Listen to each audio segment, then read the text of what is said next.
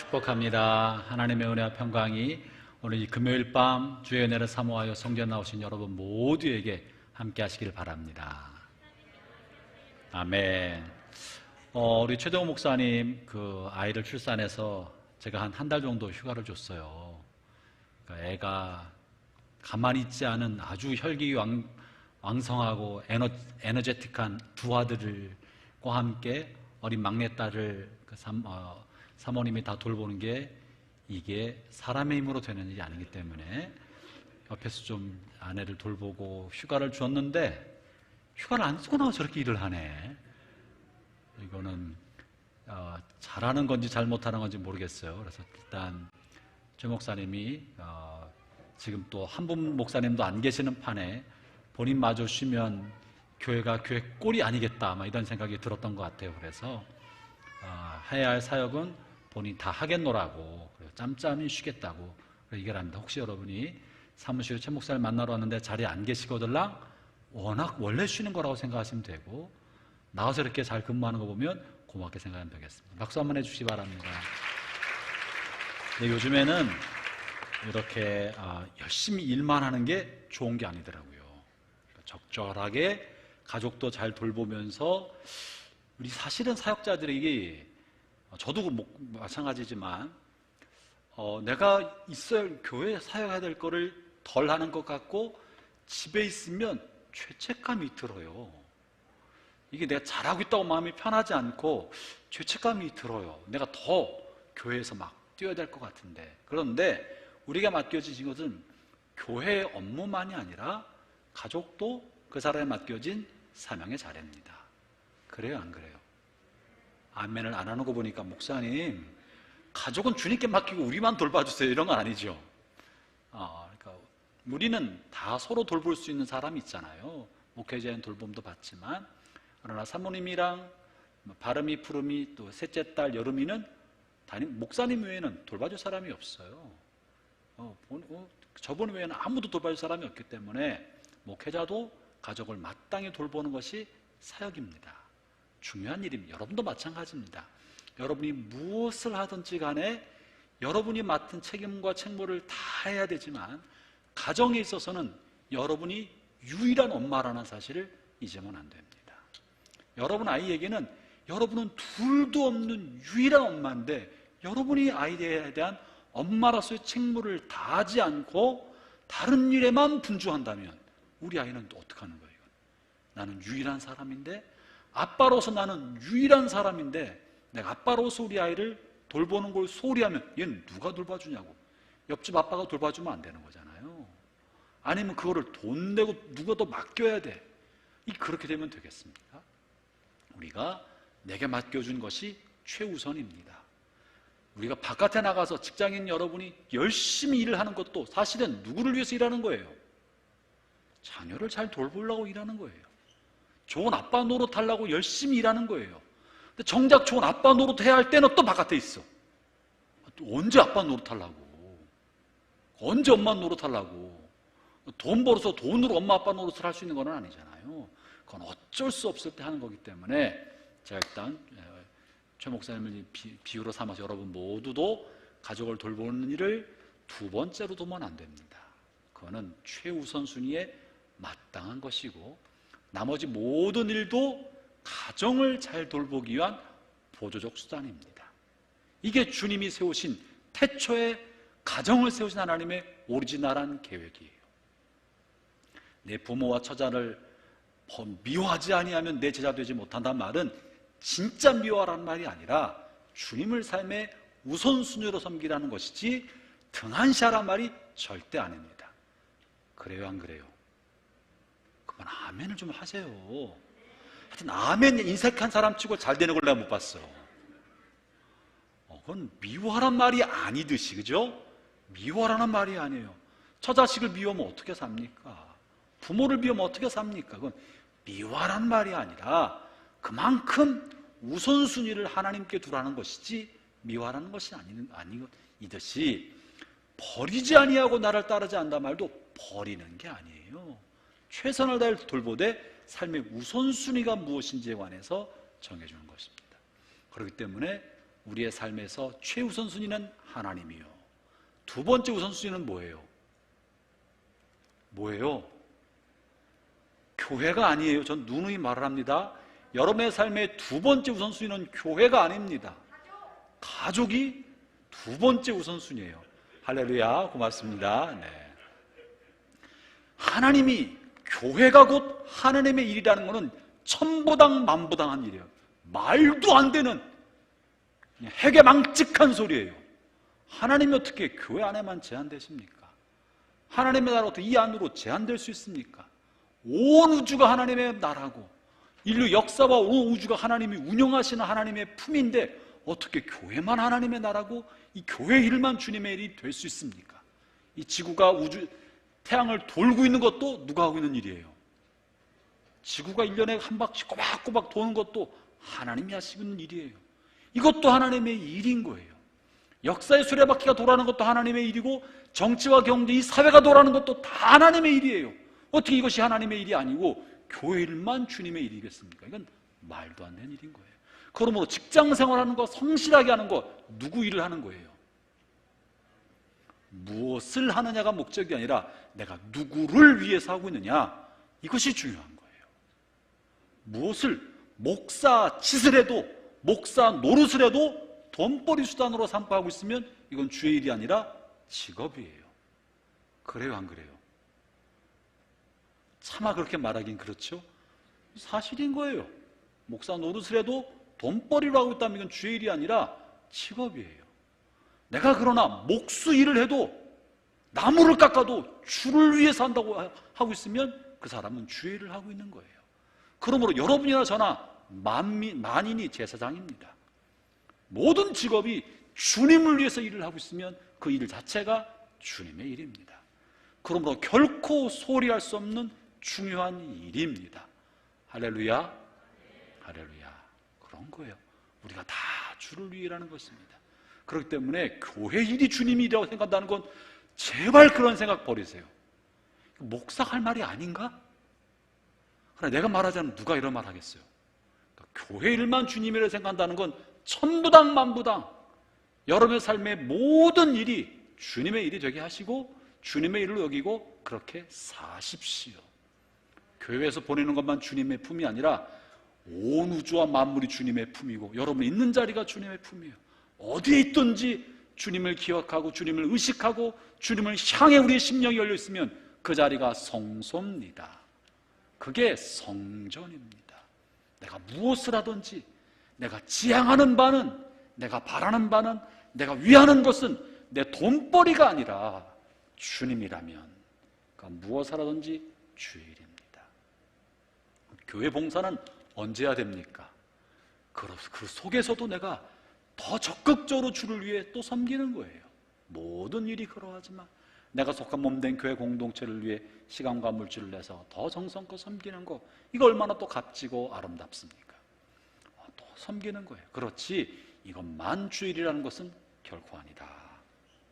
그래서 삶의 우선순위는 마땅히 하나님이 첫 번째요, 두 번째는 가정이요, 세 번째는 하나님이 여러분에 맡긴 사명의 자리, 이것이 세 번째입니다. 그것이 저는 목회고 여러분의 직업이 여러분에게 맡긴 사명의 자리인 것입니다. 할렐루야. 영건 집사님, 마약 단속을 잘 하셔야 됩니다. 그래야 이 나라의 마약 사범이 싹 사라지고 없어지고, 그래야 이 사회가 깨끗해지고 우리가 다 건강하게 사는 거예요. 그게 주의 일입니다. 주님 섬긴 일인 것이에요. 오늘 우리는 내 백성을 위로하라 상한 인생편 두 번째로 요셉에 대해서 살펴보려 합니다. 창세기에 나와 있는 4명의 위대한 믿음의 선배 중에서 요셉은 좀 특별한 사람입니다.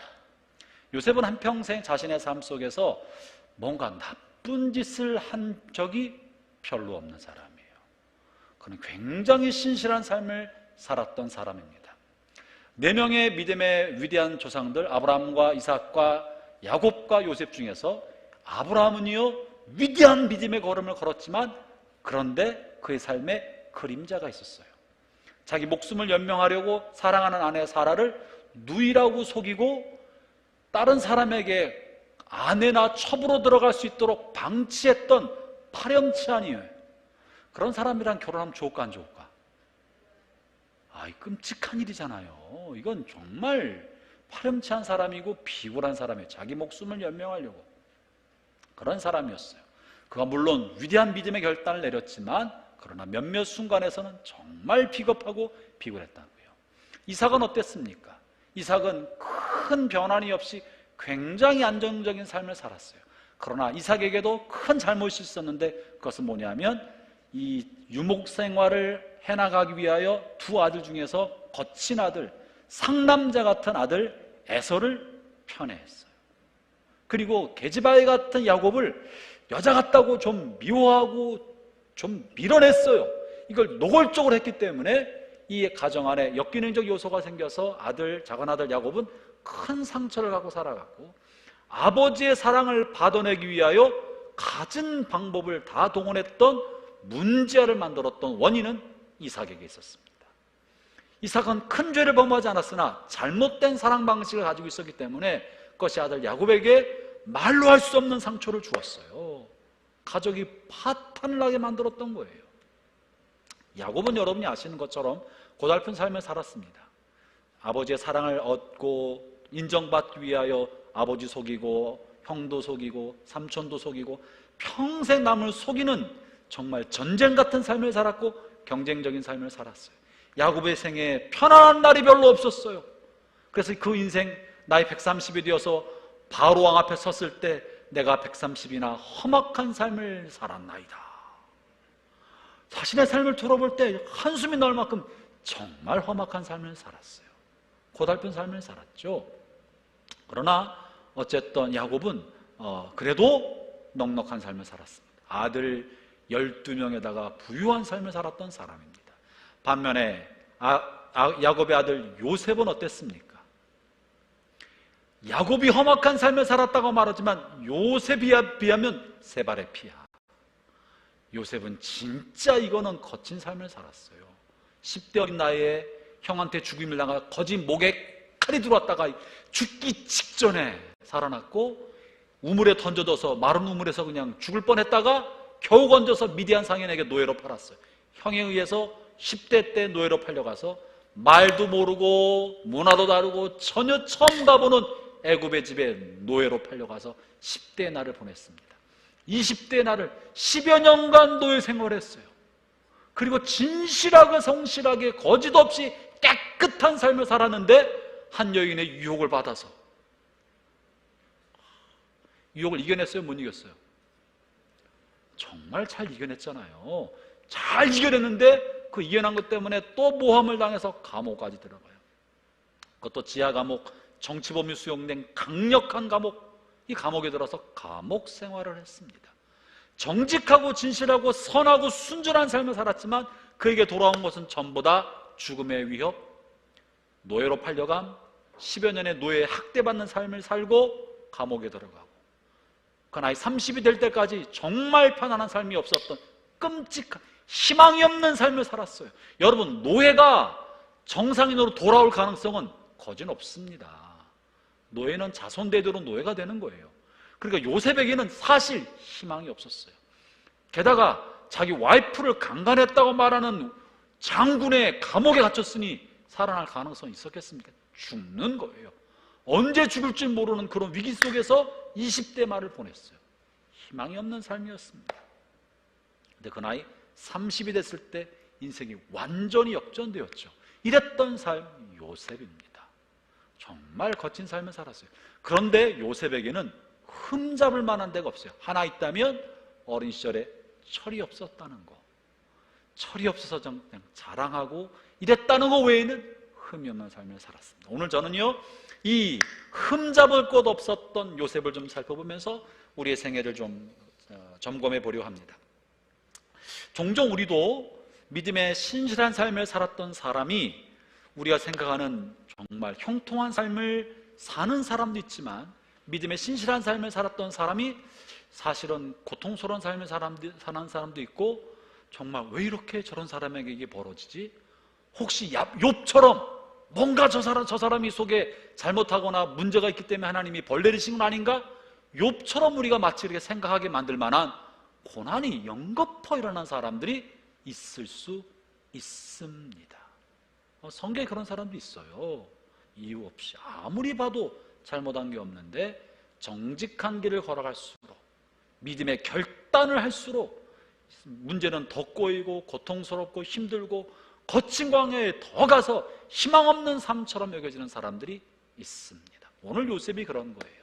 요셉을 통해 하나님 우리가 뭔가 뭐를 말씀하시려나 좀 보려 합니다. 여러분, 우리의 삶이요, 장세기에 나와 있는 이 4명의 믿음의 조상들을 비추어 보면 사실은 그 사람들이 다 뭐 편하지만 않고 이러저러 문제가 있는 걸 보면 우리의 삶이 다 그렇다는 거예요. 이 분들의 삶을 보면서 우리의 연약함을 이해하게 되고, 여전히 그럼에도 불구하고 우리를 사랑하신 하나님의 놀라운 섭리와 오늘의 삶은 고통스럽지만 마침내 하나님이 쓰시는 위대한 하나님의 경륜과 보잘것없는 아브라함 같은 사람, 야곱 같은 사람, 이런 사람도 들어쓰신 하나님의 위대한 사랑을 보게 됩니다. 이삭도 그런 샘플 중에, 요셉이죠. 요셉도 그런 샘플 중에 하나인 것입니다. 자, 요셉이요, 어떤 지난 과거를 살며 살아왔나? 요셉이 어린 시절에 우리가 아는 것처럼 어머니 라헬이 일찍 죽고 나서 어머니 없이 어린 시절을 보냈습니다. 물론 그 동생 베냐민도 그랬고요. 어린 시절 일찍 어머니가 돌아가셔서 그 어린 시절을 외롭게 좀 보냈습니다. 그런데 요셉이 외롭게 보냈기 때문에 어쩌면 자신의 4명의 아내 중에서 가장 사랑했던 아내 라헬이 제일 먼저 죽어서 요셉의 아버지 야곱의 마음에는 자신이 라헬을 얻기 위해서 어쩔 수 없이 새 아내를 더 얻었고, 라헬을 얻기 위해서 20년을 고생했잖아요. 근데 제일 먼저 라헬이 죽었으니 라헬에게 충분히 사랑을 주지 못하는 것에 대한 아쉬움과 후회가 있었을 거예요. 라헬을 사랑한다고 했지만 레아가 있었고 또 다른 실바 비라 또 새 여자가 있었기 때문에 골고루 그 여인과 함께 지내야 해서 라헬에 대한 더 깊은 친밀한 사랑을 주기가 어려웠습니다. 그러지 않았겠습니까? 근데 라헬이 먼저 죽었다고요. 그러니 자연스럽게 야곱은 라헬에게 못 해주었던 사랑을 누구에게라도 해주고 싶겠어요? 라헬이 낳은 아들, 그렇잖아요. 요셉과 베냐민을 라헬에게 못 해주었던 사랑을 해줘야만 할 만한, 해줘야 할 것 같은 부담감과 마음의 짐과 사랑의 짐이 있었을 거예요. 이해가 됩니다. 그래서 실제로 야곱은 요셉에 관하여서는 전적으로 모든 걸 해줍니다. 성경에 보면 요셉에게 채색옷을 입혔다 그러잖아요. 채색옷을 입혔다는 것은 곱고 화려한 옷을 입힌 거예요. 근데 유목생활하는 사람에게 이 채색옷은 어울리지가 않습니다. 바깥에 거친 일을 해야 되는데, 이 채색옷을 입혔다는 말은 바깥 일을 시켰다 안 시켰다? 안 시켰다. 넌 그냥 집에서만 아빠 품에 있게 가지 말라고 아빠 품에 있는 일만 시켰던 거예요. 나이가 어려서만 그런 것은 아닙니다. 아버지 야곱의 마음에 더 많이 사랑했기 때문에. 이건 물론 역기능인 거예요. 본인도 편애로 인해 받은 상처가 있었지만 그 상처를 극복해내지 못하고 또 편애로 하는 역기능적 요소를 보여준 거예요. 치료도 받지 않은 성인아이의 역기능적 성인아이는 재생산된다네. 지난 시간에 한번 말씀을 나누었죠. 요셉이 그랬습니다. 근데 이해할 수 있으나 잘못된 거였어요. 야곱은 사랑을 다 못한 것을 한을 풀고 싶은 마음에도 그랬을지 모릅니다. 그러나 모든 자식은 부모로부터 동일한 사랑을 받을 권리가 있습니다. 내가 사랑한다고 더 많이 사랑해주면 안 되고 더 편애하면 안 됩니다. 내가 좋아하는 사람만 끼고 돌아서도 안 됩니다. 모든 사람을 골고루 사랑해줘야 합니다. 학교 선생님들은요, 여러분 반 아이들을 똑같이 사랑해줘야 할 책임이 있고, 아이들은 선생님으로부터 동일한 사랑을 받을 권리가 있습니다. 골고루 사랑해줘야 됩니다. 치우친 사랑은 반드시 문제를 일으킵니다. 이 문제는 상호간의 문제를 일으켜놔요. 상호간에 더 많이 사랑받는 아이는 덜 사랑받는 아이로부터 마음의 미움을 받습니다. 반드시 문제를 야기시킵니다. 언젠가는 터지게 되어 있습니다. 요셉의 형들이요, 아버지 앞에서는 표현하지 못했다가 아버지가 없는 틈을 이용해서 멀리 요셉이 오는 걸 보고 마음의 결심을 내려요. 요셉만 죽으면 아버지 사랑이 우리에게 오지 않을까. 죽이자. 저 꿈을 꾸는 못된 녀석을 죽이자. 결국 이런 생각을 하게 된 것입니다. 요셉이 또 형들에게 미움받았던 또 한 가지 요인은 부모의 사랑을 독차지했기 때문에도 그랬고, 마치 형들이 볼 때는 그 부모의 사랑을 독차지한 것을 이용하여 형들을 무시하는 것 같은 태도를 가졌어요. 언제 보여지죠? 꿈 때문에 그래요. 이 꿈 얘기를 하는 거 보면 요셉이 굉장히 자기중심적인 사람이에요.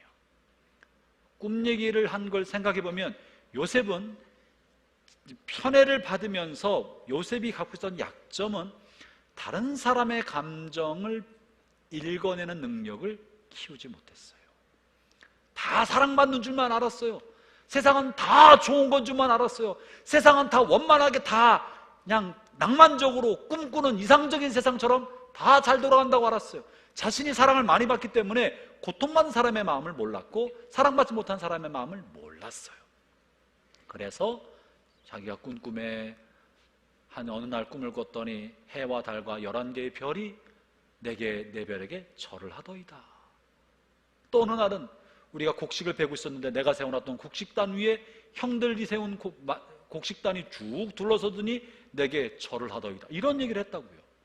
그렇지 않아도 이게 지 잘난 척 해가지고 화가 나는데, 미워 죽겠는데, 아빠가 얘만 좋아해서 화가 나는데 또 잘난 척하고, 그래서 결국 그 형이 뭐라 말했냐면, 그래요, 정말 네가 우리들의 왕이 되고 싶으냐?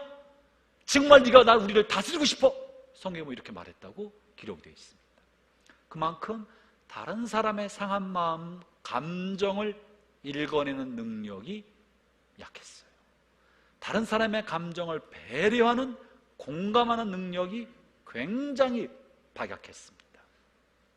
이런 사람이 지도자가 되면 어떻게 될까?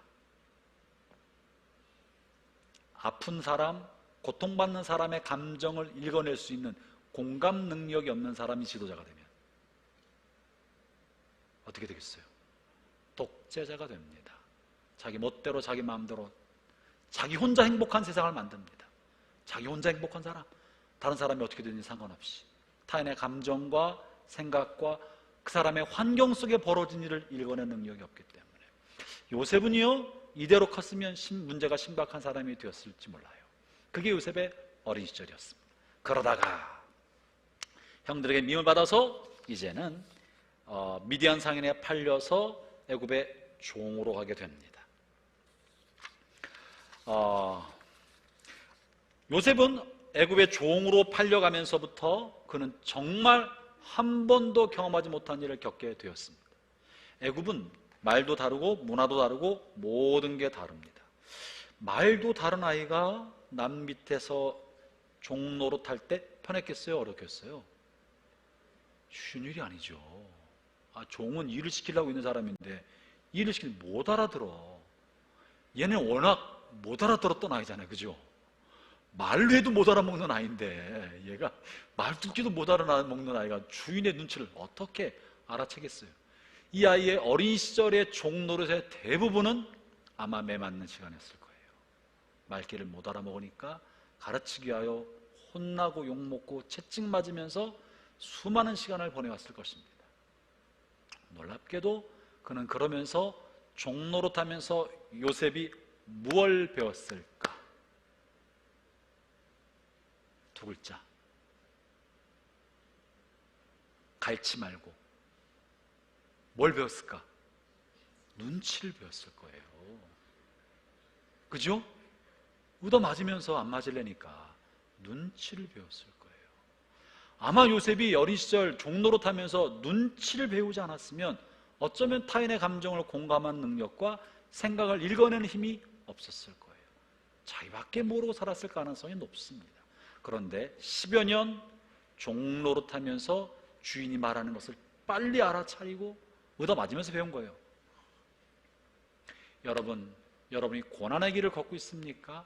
이해할 수 없는 환경 속에서 터무니없는 대우를 받고 있습니까? 직장 안에서 그렇습니까? 주변 사람들에게 그렇습니까? 여러분에게 필요한 무언가를 훈련시킬 수 있는 하나님의 경륜인 줄로 믿기를 바랍니다. 고난은 괜히 주어진 것이 아니라 순종을 통해서 성숙함에 이르게 하는 하나님의 감추인 천사입니다.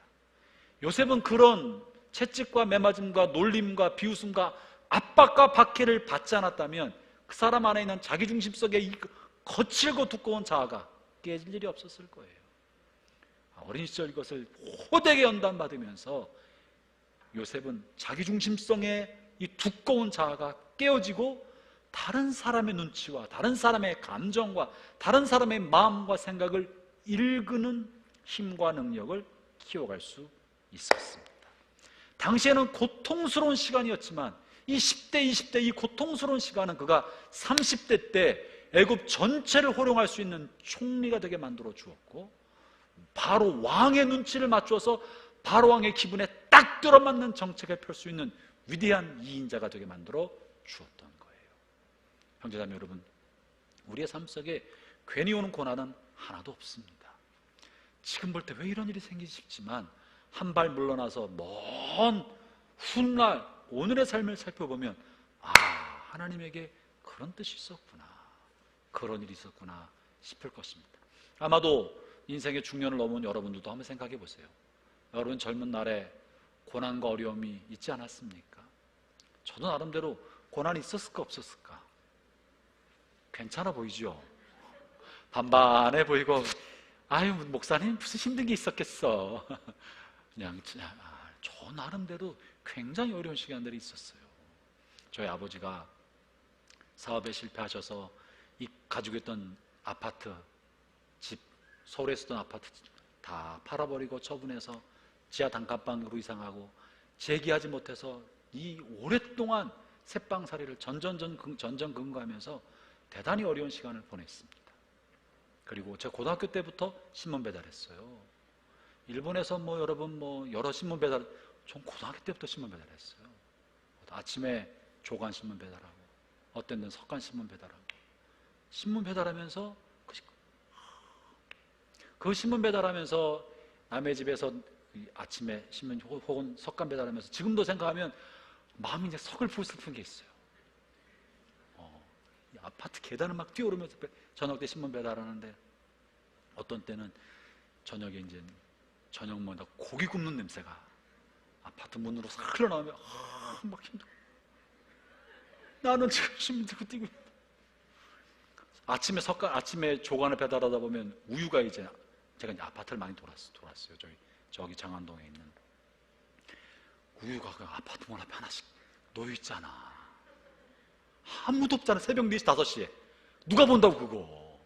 난 아침에 나와서 배도 출출하고 뛰면 얼마나 또 배가 출출한데 유혹이 됐을까 안 됐을까? 안 해본 분은 그런 얘기 하지 마세요. 유혹이 돼요. 누가 본다고? 아무도 안 보는데. 이런 그때 막 그냥 슬프고 서글프고 이런 생각이 들어요. 그런 어려운 시간을 보내면서 하나님은 저로 하여금 물질에서 하나님이 나를 책임지신다는 것을 훈련을 받았습니다. 어려운 시간을 보내면서 영국에 제가 신대원 다닐 때 신대원 2학년 마치고 3년째 선교사 훈련을 받기 위해서 이제 영국에 있는 뉴트럴 미션이라는 새 부족 선교회, 미전도 종족을 선교해서 성경을 번역해주고 성경을 가르쳐서 교회를 세우는 것을 비전으로 삼아서 하고 있는 선교단체가 있었어요. 거기 제가 이제 허입해서 그 선교단체 활동을 한동안 했는데, 거기서 이제 선교사 훈련학교를 다니기 위해서 영국에 이제 유학을 건너가서 1년간 거기서 하나 바이블 컬리지를 다녔어요.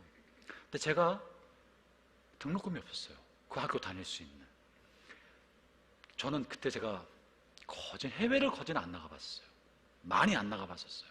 그래서 사실은 비행기표를 어떻게 하는지도 모르고 편도가 많이 싼 줄 알았어. 편도 비행기를 가지고 갔어요. 그 조금만 더 보태면 왕복 사잖아. 맞아요, 안 그래요? 별로 다 해본 분이 별로 없구나. 편도가 많이 싼 줄 알고 편도비를 가지고 갔다니까요. 가서 굉장히 힘들었죠. 등록금도 없지. 이제 기숙사에 생활했지만 놀라운 것은요, 근데 거기 머무는 동안 등록금도 없고 생활비도 없고 돌아올 여비도 없었는데, 돌아올 때까지 하나님 나 여기 보내신 게 하나님인데 하나님이 정말 나를 주의 종으로 세우시고 키우려고 하신다면 주님, 이것이 저에게 하나님의 저를 돌보심에 대한 약속을 성취시켜주는 증표가 되게 해주세요. 주님이 제가 모든 공부와 학업을 다 마치고 한국에 정상적으로 돌아오게 만들어 주신다면 저는 하나님이 저의 평생에 먹고 살 것을 책임져 주신 분인 줄 제가 알겠습니다. 그러고 갔어요. 돌아왔을까 못 돌아왔을까? 돌아왔으니까 이렇게 있잖아요. 아니면 영국에서 미아가 됐겠지. 돌아왔어요. 정상적으로 모든 학비와 모든 쓸 것을 채워주셨습니다. 물론 넉넉지 않았어요. 매번 등록금을 늦게 내고 심지어는 돌아와서 등록금을 내기도 했습니다. 미달된 등록금은 와서 낸 것도 있었지만 나머지 다 채워주시고 한 푼도 꾸지 않고 필요할 때마다 공급해 주셨습니다. 우리 부모님한테 받은 거 없습니다. 놀랍게도 아는 지인이 노트에 봉투에 제 메일함에 계좌에 이렇게 저렇게 내줘서 하나님 저의 필요한 걸 다 채워주셨어요. 그러면서 제가 발견한 게 있어요. 한평생 나의 먹고 살고 쓸 것은 주님이 책임져 주신다. 직장생활 그만두고 아내를 만나서 목회자의 길을 걸었지만 목회자 길을 걸을 때 초기에 굉장히 어렵게 걸었어요. 제 사례비가 이건 말도 안 될 만큼 적은 사례비를 받고 목회를 시작했습니다. 그래도 아무한테도 꾸지 않고 하나님이 채워오셨습니다. 그것을 신뢰하고 갈 수 있었던 까닭은 내가 그때 기도했거든요. 주님, 나를 주께서 궁핍하지 않게 돌아오게 해주시면 하나님이 제 생의 모든 걸 책임져 주신 걸 제가 알겠습니다. 여러분 인생 가운데 감당할 수 없는 고난의 터널과 광야를 지나보아야만 하나님의 나라를 인도하신다는 것을 확신하게 됩니다. 벼랑 끝에 서보지 않으면 벼랑 끝에 하나님이 길을 만드신다는 걸 모릅니다. 넘시거린 홍해 앞에 서보지 않은 사람은 홍해를 걸어갈 엄두를 못 냅니다. 홍해 앞에 서면 끝났구나, 내 인생 종쳤다, 이번 생 폭망이다 하고 끝나는지 몰라요. 홍해 앞에 서서 홍해물이 갈라지지 않았어도 go! 가라! 하는 말씀 들고 지팡이를 내어들고 홍해를 지나보지 않은 사람은요, 요단강물이 조금만 넘실거려도 겁먹고 뒤로 도망갔을 것이에요. 홍해를 건너봤더니 요단강은 아무것도 아닌 거예요. 홍해를 건너고 요단강을 건넜더니 여리고성이 거대한 성읍이어도 겁이 안 나요. 홍해를 가르친 하나님께서 그까지 여리고성 하나 문제가 될 게 아니라고 생각하게 되는 거예요. 고난은 우리를 죽이게 하려는 사단의 도구나 하나님 우리를 버리셨다는 저주의 상징이 아니라 우리를 단련시키고 강하게 하고 어떠한 위기나 어떠한 좌절이나 어떠한 늪 속에서도 하나님 우리를 붙드신다는 걸 보여주기 위한 하나님의 은혜의 섭리입니다. 고난을 통해 우리가 성숙하게 되는 거예요. 요셉의 생에 있어서 노예살이 10여 년의 삶은 그가 한평생 하나님을 의지하며 살 수 있는 통로가 되었고, 자기 자신 안에 가지고 있었던 근본적인 문제, 자기밖에 모르는 이것이 깨뜨려지는 기회가 되었습니다. 우리를 다루시는 거예요. 저에게도 그랬던 것 같아요. 제가 청소년 시절에 경제적으로 어려운 시간을 살았기 때문에 사실 경제적인 문제는 저에겐 컴플렉스예요. 또 이거 가난을 겪으면 어떻게 되나, 가난을 겪으면 어떡하나, 이 돈 문제가 생기면 되게 마음이 어려워지는 거예요. 내가 정말 청소년기 시절에 어려운 시간을 겪었기 때문에 이 어려움을 내가 나의 동생, 내 아이들에게 또 물려준다면 굉장히 힘들 것 같아요. 그래서 여러분, 제가 직장생활 했잖아요. 직장생활 할 때도 어려웠던 건 뭐냐면, 내가 주님이 직장을 버리고 신대원을 가서 주의 길을 걸어갈 때 누가 책임집니까? 제가 이제 신대원 들어갈 때만 해도 여전히 물론 목사님들의 생활은 다 어려웠어요. 이제는 많이 나아졌습니다. 목회자들의 삶이. 예전에는 다 어려웠어요. 신학교는요, 정말 김치락 밥 하나 먹고 신학교 다니는 전도사님들 중에는 생계가 생존을 못할 만큼 어려운 사람이 태반이었습니다. 당시에만 해도. 이제는 많이 좋아졌죠. 그래서 듣는 얘기마다 이 목회자의 삶이 가난하고 힘든 이야기를 늘 듣고 왔기 때문에 제가 목회 길을 걸어갈 때 가장 큰 걸림돌은, 주님, 우리 가정 누가 돌봅니까?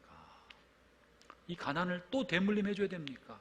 난 너무 어려운 시절을 지나왔는데 이거 어떡하면, 이게 제게는 굉장히 큰 숙제고 고민이었어요. 그런데 몇몇 가지 단계를 통해서 하나님이 돌보신다는 것을 확신을 주셨기 때문에 제가 신대원을 들어갔고 목회자를 걸었고 지금까지 궁핍하지 않게 하나님이 저희 삶을 이끌어 오셨습니다. 형제자매 여러분, 여러분이 부딪히는 고난은 여러분이 갖고 있는 깨지지 않은 무언가를 깨뜨리는 하나님의 천사입니다. 저는 그걸 통해 제 안에 있는 이 경제적인 압박을 하나님이, 이 사슬을 깨뜨려 주신 거예요. 어떤 처지에서도 그걸 하나님이 이끌어가신다. 요셉에게 있어서 이제 그런 시간을 겪었던 것입니다.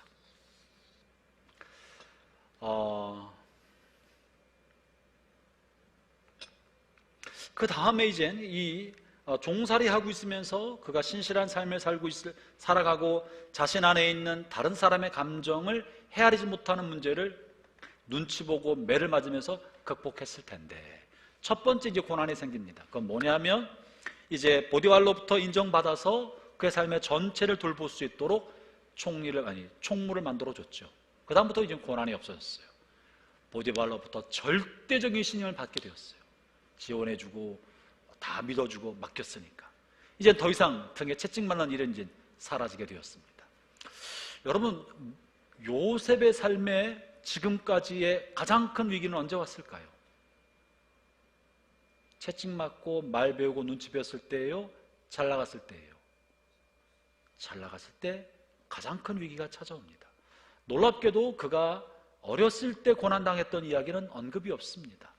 얼마나 학대를 당했는지는 기록이 안 나와요. 안 나왔단 말은 없다는 것이 아니에요. 그런데 무엇이 기록되느냐 하면 그가 나이 많이 먹고 20대가 넘었어요. 20대 아마도 중반이었을 거라고 생각합니다. 건장하고요, 요셉은 잘생긴 청년이었어요. 안 믿어지시나요? 외모가 준수했습니다. 얼마나 잘생겼는지 미세스 보디발이 눈이 아른아른거릴 만큼 굉장히 잘생겼습니다. 그리고 성품도 다듬어져 갔습니다. 그럴 때 유혹이 찾아왔어요.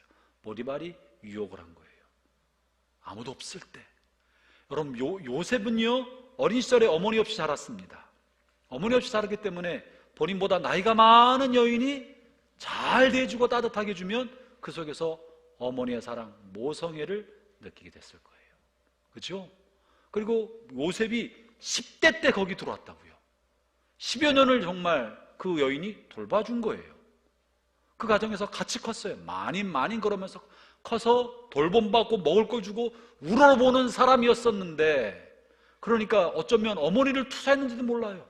그럼 어머니 같은 여인이, 그 사랑을 입었던 사람이 정말 자기를 좋아하니까 아마도 온갖 혼란한 생각이 들었을 가능성이 큽니다. 그리고 요셉의 마음이 얼마나 많이 흔들렸겠어요. 흔들렸겠지만 놀랍게도 그 흔들림 속에서 요셉이 자신을 지켰습니다. 여기서 우리가 기억해야 될 게 있는데, 형제자매 여러분, 사람이 힘들 때보다 잘 나갈 때 유혹이 더 큽니다. 잊어먹으면 안 됩니다. 힘들 때는 힘들기 때문에 버텨낼 수 있어요. 자존심 때문에 버텨낼 수 있어요. 내가 이것 때문에 무너지지 않겠다 생각하고 버텨낼 수 있어요. 그런데 잘 나갈 때는요, 자기가 잘해서 잘 나간 줄 알아요. 내가 이만큼 애를 쓰고 노력하고 죽자 살자 해서 이만큼 올라온 거라고 생각해요. 그렇기 때문에 자기가 잘할 수 있다고 생각해요. 잘할 수 있다고 생각할 때 함정이 생기는 겁니다. 형제자매 여러분, 원하고 뜻했던 것이 일이 잘 되고 있다면 마귀가 여러분 바로 옆에까지 왔다는 것을 알아야 합니다. 어떻게 넘겨드릴지 모릅니다. 마귀가 유혹하기 제일 좋은 거는 그 사람의 가장 약한 부분으로 다가와 유혹합니다. 요셉에게는 엄마의 빈자리였어요. 모성애적인 여인인 그 여인이 요셉에게는 가장 약점이었습니다. 그런데 놀랍게도 요셉이 이것을 이겨낸 것이죠. 이제 그렇게 이겨내고 뿌리치고 도망갔다가 역시 또 모함을 당해서 감옥에 gat히게 됐어요. 감옥에 갇혀서 지냈던 것이 오늘 본문의 이제 이야기죠. 40장 감옥에 보내는 동안의 이야기를 좀 잠깐 살펴보려고 합니다. 40장 오늘 본문 읽은 거 한번 다시 한번 보도록 합시다. 20절부터 23절을 한 번 더 봅시다. 시작. 제3일은 바로의 생일이라 바로가 그의 모든 신하를 위하여 잔치를 베풀 때 술 맡은 관원장과 떡 굽는 관원장에게 그의 신하들 중에 머리를 들게 하니라. 바로의 술 맡은 관원장은 전직을 회복하며 그가 잔을 바로의 손에 받들어 드렸고 떡 굽는 관원장은 매달리니 요셉이 그들에게 해석관과 같이 되었으나 23절 큰 소리로 시작. 술 맡은 관원장은 요셉을 기억하지 못하고 잊었더라. 오늘 나누고 싶은 제 메인이 이거예요. 23절이에요. 요셉의 생애를 한마디로 보면 사실은 잊혀진 존재로 살아가는 외로움이에요. 잊혀진 존재로. 이 23절에 짧게 실렸지만 요셉의 생애를 관통하는 귀절입니다. 요셉이 형들에게 미움받고 버림받아서 애굽으로 팔려왔어요. 팔려서 어린 시절을 보내면서 매 맞고 말 배우면서 얼마나 많이 눈물을 흘렸겠어요. 그럴 때 무슨 생각을 했겠어요? 언젠가 누가 오리라? 우리 팔려본 적이 없으니까 상상을 못 하시나요? 언젠가 누가 오리라? 날 제일 많이 사랑한 분이 누구야? 아빠잖아요, 그죠? 아빠가 오냐오냐고 키워왔잖아요. 내가 사라졌다는 걸 알면 분명히 아빠가 날 찾아올 거야. 이런 생각 하겠어요, 안 하겠어요? 타인에 대한 감정이입과 공감이 안 되는 것 같아. 왜 안 되겠어? 그죠? 그 안에 있을 때 어린 시절 10대 아이가 아빠가 날 분명히 찾으러 올 거야. 오늘 올까 내일 올까. 바깥에서 큰 소리만 나도 아빠가 날 찾으러 오지 않았을까. 이런 생각했을 거예요. 아니면 혹여라도 형이 나를 미워서 버렸지만 형이 나를 미운 거는 정말 그런 것은 아닐 거야. 형이 돈이 필요해서 그랬는지 몰라. 형이 돈이 필요해서 그랬다가 동생인데 내가 나는 형을 미워하지 않는데 형이 마음을 돌이키고 아빠한테 얘기해서 분명히 날 뭐라 올 거야? 찾으러 올 거야. 형이 찾으러 올 거야. 형이 날 미워하는 거 아닌 거야. 형이 그냥 화가 나서 잠시 그런 거야. 내가 뭔가 잘못했나 보다. 형이 나한테 뭔가 화가 나서 그런 걸 거야. 형이 날 분명히 찾으러 올 거야. 이런 생각하고 밤마다 히브리 말이 들려오면 벌떡벌떡 깼을 것이고 바깥에 소란이 일어나면 잠에 깼을 거예요. 그게 하루 이틀이었겠습니까? 자기 삶을 살 때마다 아니면 도망갈 궁리를 하거나 이 요셉의 마음속에는 자기가 잊혀졌다고 생각하지 않고 찾아올 거라는 생각을 하면서 그러나 아무런 변화가 생기지 않는 것 때문에 좌절하고 낙심하고 아버지와 형들의 머릿속에 내가 잊혀져 간다는 것이 얼마나 끔찍했겠어요. 그 어린아이가 나를 기억해 준 사람이 없구나. 우리 고향에서 아무도 마음만 먹으면 미디안 상인인데 팔았으니까 그 미디안 상인을 찾던지 그 사람이 가는 여정길을 쫓아서 왔을 텐데 아무도 안 오나. 이 잊혀져가는 존재에 대한 두려움이 굉장히 컸을 거예요. 그런데 보디발 장군의 감옥 속에서도 술 맡은 관원장과 떡 굽는 관원장 중에 그들의 꿈을 풀어서 술 맡은 관원장이 결국 다시 왕 바로에게 돌아가게 되었을 때 당신이 가고들랑 나 좀 기억해달라고. 난 잘못이 없어요. 지금까지 요셉의 삶을 보면요, 요셉이요 누구에게도 도움을 구했다는 말이 없습니다. 자기가 억울하게 당했지만 처음 하는 거야. 처음으로 도움을 구해요. 나 좀 기억해달라. 나는 여기 감옥에 들어올 만한 사람이 아니다. 나 억울하다. 보디발에게도 말하지 않고 아무에게도 말하지 않았던 것을 처음으로 억울함을 호소합니다. 그래서 그 사람이 네 말 맞다나 내가 정말 왕에게 돌아가면 분명히 널 건져준다. 약속한다. 아마 손도장을 100번이나 찍고 복사를 1000장이나 했을 거야 아마. 그래서 나갔다고요. 그 왕 앞에 돌아갔어요. 그 다음 41장 1절에 보면 이렇게 돼 있어요. 만 2년이 지난 후에. 만 2년이 지난. 왜 만이라고 써놨을까? 성경 전체를 통틀어서 만 몇 년 여기밖에 없어요. 이 말은 무슨 말이에요? 요셉이 하루하루 날짜를 꼽은 거예요. 하루하루 날짜를 꼽아서 정확히 센 거예요. 왜? 날마다 기다리니까. 날마다 감옥문이 열릴 때마다 혹시 그 사람이 왔나? 혹시 왔나? 오늘 찾아왔나? 오늘 이런 생각으로 하루하루 꼽아서 꼬박꼬박 기다렸는데 2년이 가까우도록 아무도 자신을 찾아주지 않았어요. 그 외로움과 서운함. 내가 잘 대해줬는데 내가 선을 베풀고 애쓰고 착하게 잘 대해줬더니 무시하는구나, 잊어먹었구나. 착하고 선하게 잘 대해주는 게 소용없는 일이다. 세상은 정의로운 사회가 아니다. 선을 베풀면 짓밟지. 세상은 정의로운 것이 아니고 사필규정이 아니다. 내가 감옥에 들어왔던 것도 내가 착하고 선하고 정직하고 진실했기 때문에 억울하게 들어가기도 했고, 마침내 나는 이러다가 여기서 사형당하고 죽어나가든지 이대로 늙어나가게 되지는 않을까, 이런 생각이 엄습해 들어오지 않았겠습니까? 정직하게 선하게 살아봐야 아무 소용이 없다. 하나님도 날 돌봐주시지 않는다 라는 생각, 이 외로움 속에 잊혀져가는 게 제일 두려웠을 거예요. 여러분이나 저나 믿음의 삶을 살면서 우리가 처할 수 있는 위험 중에 하나는 요셉이 감옥에서 느꼈을 그와 같은 겁니다. 때로 여러분들이 선을 행하고 정직하게 살고 믿음의 삶을 살고 헌신하는 삶을 살고 주의 나라와 주의 일을 위해서 세상의 유혹과 물질의 유혹과 죄의 길을 벗어나서 그 길을 걸어갈 때 그것이 마땅히 이렇게 돼야 될 거라고 생각했던 것이 이루어지지 않고, 선을 했으나 나쁜 것이 나에게 돌아오고, 정직하게 했지만 사람들을 무시하고 이용해 먹는 게 몇 번 반복되면 내가 이렇게 살 필요가 있나? 세상은 이렇게 돌아가는 게 아니구나 하고 자기가 걸어갔던 그 길을 접고 뒷걸음질해서 다른 길로 갈 가능성이 굉장히 많습니다. 사랑하는 형제자매 여러분, 그럴 때 오늘 이 요셉을 기억하기 바랍니다. 요셉을 기억하기 바랍니다. 저는 특별히 우리 교회 성도들을 생각할 때 마음이 아픈 게 있어요. 정직하게 담임 목사로 그렇습니다. 여러분 가운데 어떤 사람은 지난날 주님의 뜻인 줄 알고 어떤 부분에 헌신해서 여러분의 시간을 드리고 물질을 드리고 죽자 살자 내게 주어진 비전을 향해 목숨 걸고 달려왔던 분들이 계십니다. 그것이 그 당시에 여러분에게 우리 교회 준 하나님의 뜻이었고 하나님의 비전이었습니다. 누가 뭐래도 하나님 주신 비전이에요. 담임 목사님이 설정하고 온 교회가 달려왔으니 주님의 뜻이 맞지요.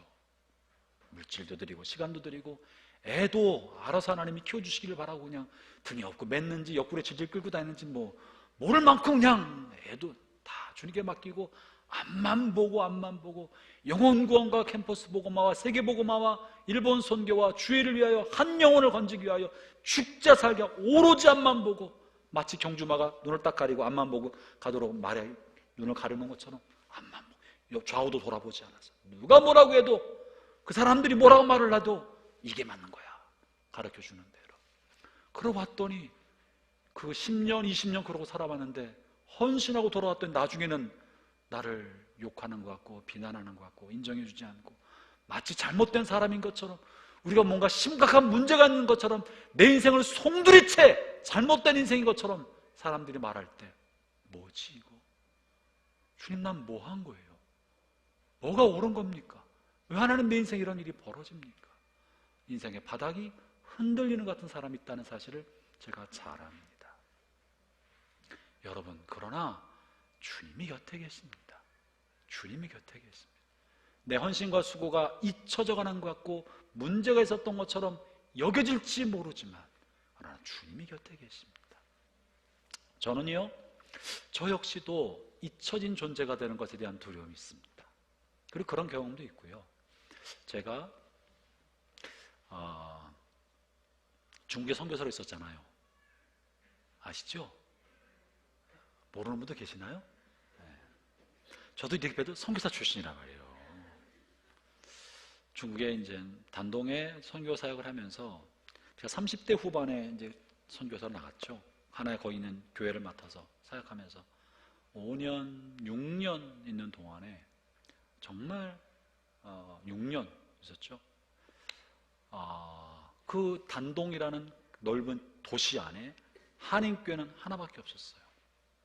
중국 정부가 허락해 준 게 하나밖에 허락을 해주지 않고 나머지는 다 불법 단체로 해서 모임할 수가 없어요. 할 수가 없어서 또 이제 우리 교회를 중심으로 하나밖에 없는 거예요. 그래서 제가 거기 담당 목사로 갖고 있는 책임감이 굉장히 컸습니다. 교민 1,500명 교민들에게 교민사회 교민회가 있었지만 그래도 교민회가 힘이 없기 때문에 우리 교인들 한 400명 되는 교인이 훨씬 더 교민회 숫자보다 훨씬 많았으니까, 그래서 교민사회를 위해서 한국교육문화원을 만들어서 문화원도 운영하고, 선교사님 아이들과 거의 교민들의 아이들을 위하여 유치원도 만들어서 유치원도 운영하고, 또 북한을 앞두고 있는 북한 선교를 해야 되니까 북한 선교를 위한 북한 선교 센터도 만들어서 선교사님들 거기서 충분히 마음껏 연합활동을 하도록 센터를 만들어서 적극적으로 지원해주고, 또 중국 선교를 위해서 지하신학교를 만들어서 또 전폭적으로 지원하고, 한 6년 있는 동안에 많은 일을 하고 많은 열매를 맺고 다 좋은 열매를 맺었습니다. 막대한 자금을 어떻게든지 끌어와서 다 되고 부족함 없이 다 지원하고, 저는 목회에 집중하면서 다른 부분을 측면 지원하면서 잘 돌아갔어요. 근데 이제 제 임기를 마치고 이제 서울로 돌아오게 만들고 남양주 교회를 맡아서 하라고 해서 나왔어요. 근데 제가 나오고 다른 분이 들어가시더니 제가 만들었던 모든 걸 단 2년 만에 싹 없앴어요. 다 없앴어요. 여기 위험한데 왜 선교 활동을 하냐, 교회나 하지라고 북한 선교센터도 없애고 문화원도 없애고 다 하나하나 없앴어요. 그 얘기를 멀리서 전해 듣는데 제가 너무너무 마음이 아팠어요. 저는 정말 오랫동안 기도하고 축자 살자 다 만들어 놨는데 이제 후임 목사님의 비전과 안 맞는다고 다 가서, 이건 이제 녹화됐다가 그분이 보면 되게 마음이 어려울 텐데 안 보시기를. 근데 아셔요. 제가 이제 불편했다는 것도 알고, 하여튼 그래서 없어. 굉장히 마음이 어려우면서 전도서의 말씀이 생각났죠. 전도서에 앞사람이 애써도 뒷사람이 이것을 다 허물 수도 있고, 뒷사람이, 이런 전도서 말씀인데 그 말씀 생각나면서 그래, 이게 다 굉장히 마음이 아프고 서운했지만 역사를 운행하는 분은 하나님이다. 그래, 다 지나가는 것이다. 주의 뜻대로 하는 것이지. 이런 생각하면서 잊혀져가고 수고와 헌신이 마치 문제 있는 것처럼 리포팅되고 없어져 가는 것에 대해서 어려운 마음을 가졌었습니다. 아마도 우리 교인들 중에서 담임 목사가 바뀌면서 옛날에 소중히 여겼던 가치들이 마치 문제 있는 것처럼 여기서 사라지게 되는 것이 아닌가라고 걱정하는 분이 많다는 걸 제가 잘 압니다. 그래서 지난 5년 해오면서 그러지 않다는 것을 제가 누누이 이야기하고 지나왔습니다. 왜냐하면 저도 그걸 겪었기 때문에. 아무리 목회자가 바뀌었어도 중요한 가치는 계승해야 된다는 걸 너무나 잘 알고, 내가 중요하게 여겼던 것을 다른 사람이 이것을 하찮게 여기면 고통스럽고 마치 내 살과 같기 때문에 고통스럽다는 걸 너무나 잘 압니다. 물론 그때 그 헌신했던 분과 똑같은 생각으로 후임자가 같은 마음을 갖기는 어렵습니다. 같이 있지 않았기 때문에. 그러나 중요한 건 같이 계승하려고 해왔습니다. 똑같지는 않을 거예요. 왜냐하면 그 헌신과 수고가 잊혀져 가고 과거가 무시되는 것은 인생의 한 토막이 잘려나가는 것처럼 고통스럽기 때문에 그러한 걸 잘 압니다. 그렇지만 형제자매 여러분, 이 요셉이 이 고통스러운 걸 어떻게 극복했을까? 그것이 중요합니다. 오늘 나누고자 핵심은 그겁니다. 저 자신도 저 자신이 그럴 때마다 그런 생각해봐요. 우리가 정말 중요한 건 내가 무엇을 했느냐가 아닌 거예요. 내가 무엇을 했는가를 생각하면 내가 이만큼 해놨는데, 내가 북한 선교센터도 만들어 놓고 교육문화원도 만들어 놓고 내가 유치원도 만들고 이것도 하고 저것도 이만큼 해놨는데 왜 후임자는 이걸 인정해 주지 않지?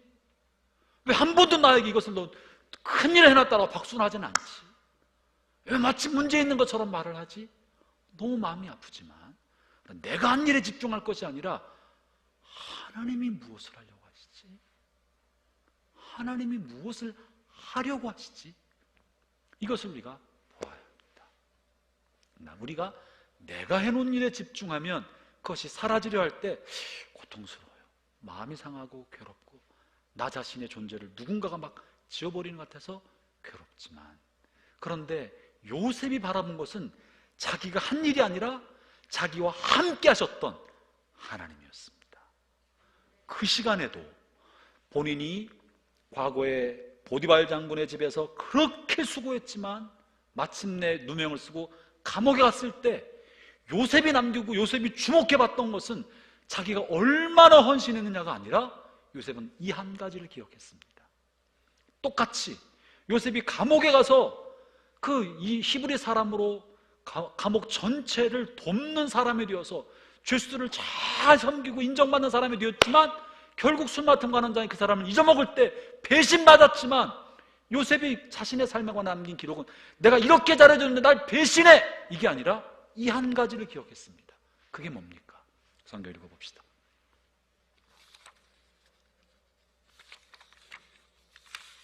창세기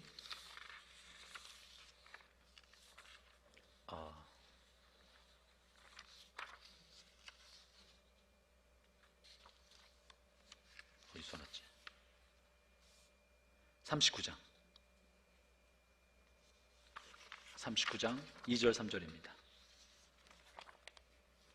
시작.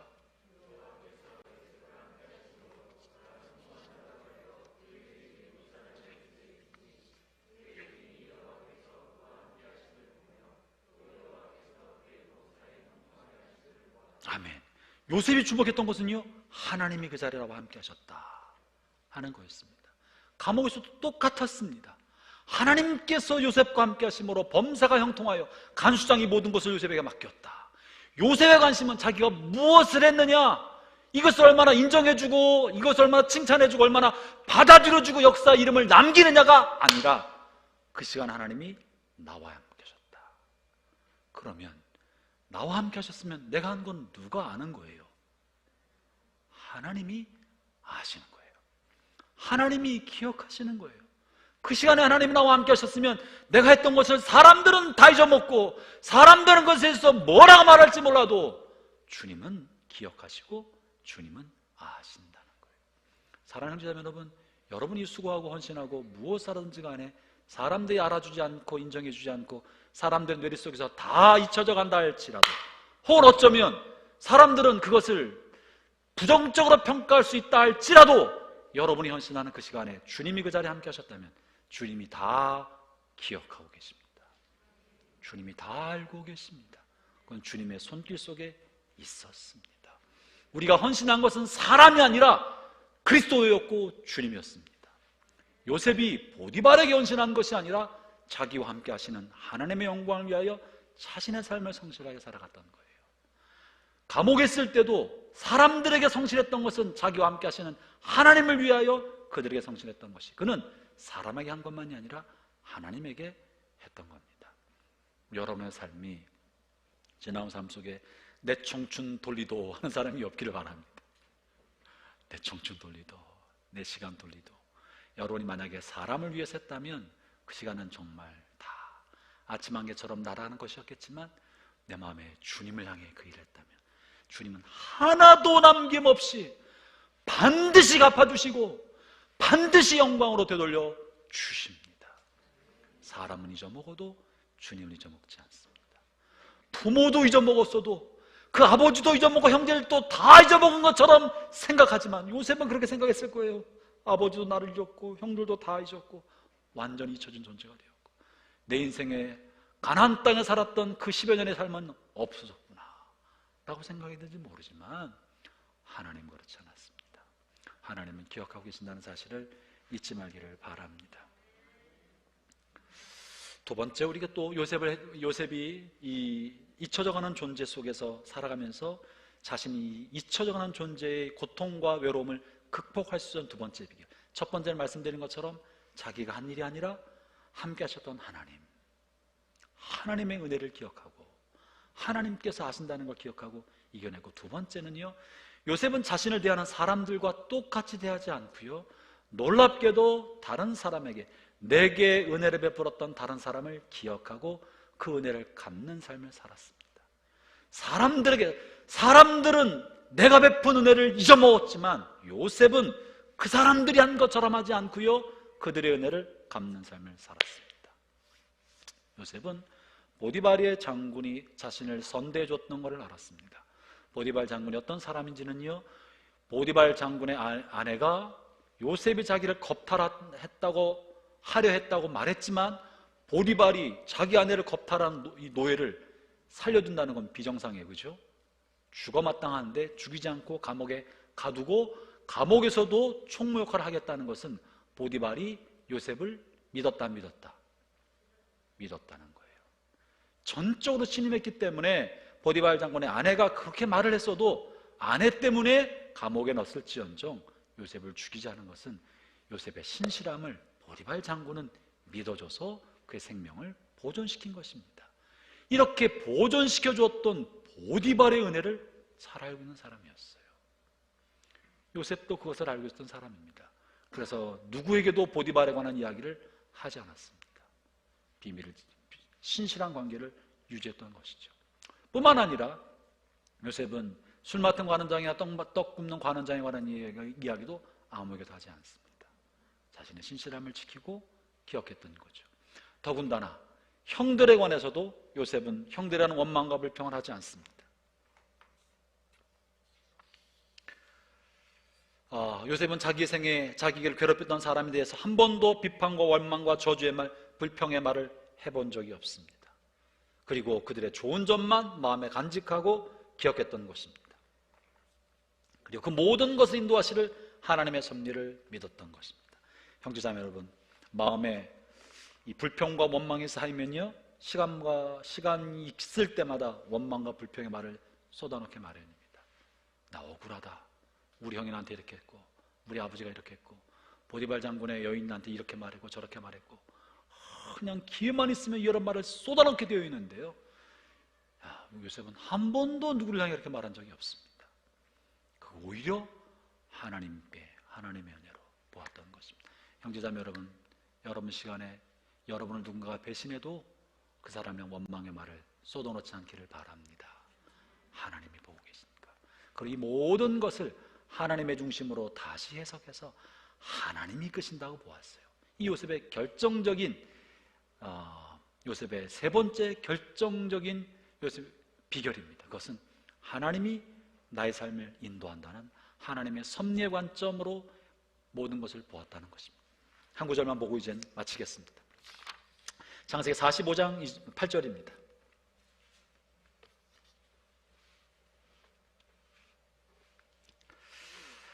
45장 8절입니다. 요셉은 자신의 삶을 하나님의 섭리로 보았고 하나님이 큰 뜻을 이루시려는 계획과 섭리를 가지고 인도하신다고 보았습니다. 45장 8절 함께 읽습니다. 시작.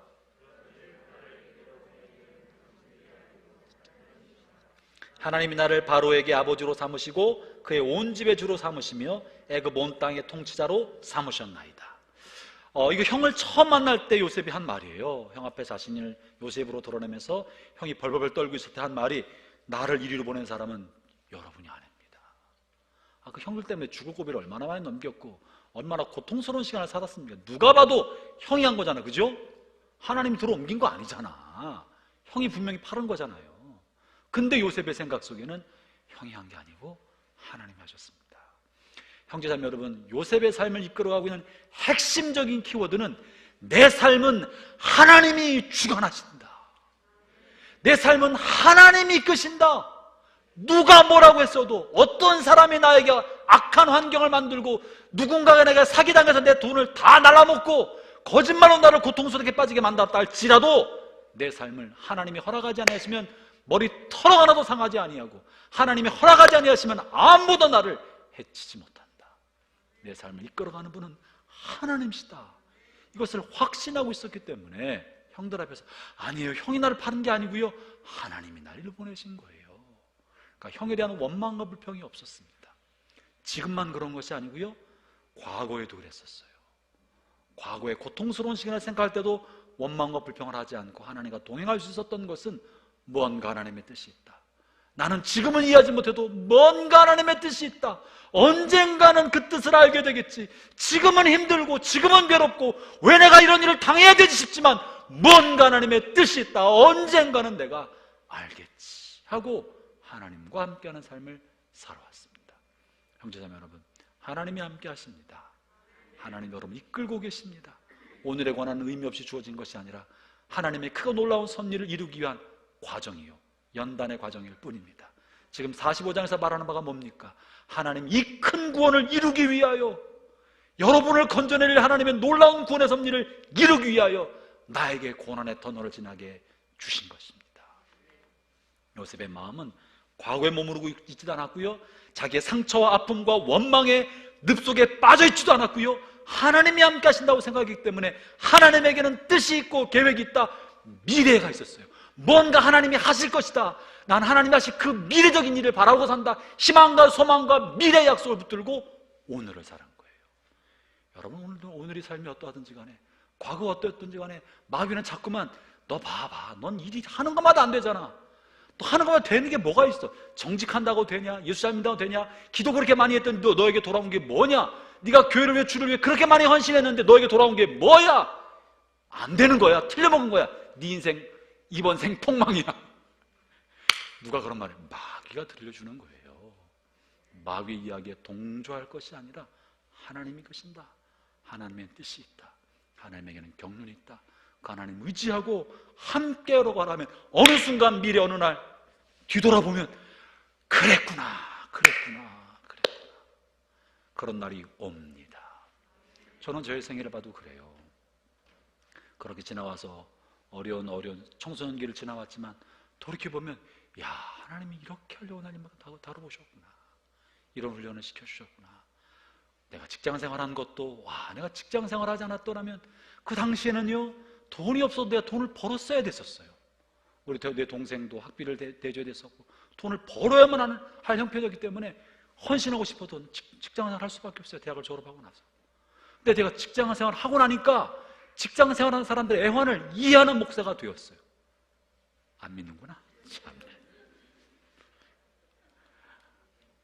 직장생활을 이해하는, 애환을 이해하는, 그 직장 안에 있는 비리와 사회생활의 비리를 현장에서 보고 이 사회적 메커니즘을 아는 사람이 되었어요.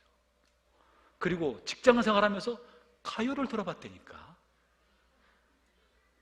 저는 정말 세상과 담싸고 살았던 목사였어요. 이 세상 아무것도 모르는 순백색의 깨끗하고 고결한 신앙을 가지고 바리새인 같은 삶을 살았던 사람인데, 직장에 들어가면서 이 삶이 그런 것만 아니구나 보고, 그러고 세상 사람들 사이에서도 굉장히 인격적인 사람들이 있구나 보면서 시야가 확 열리게 되었습니다. 아마 그러지 않았으면요, 진짜 율법적인 사람이 됐을 가능성이 굉장히 많아요.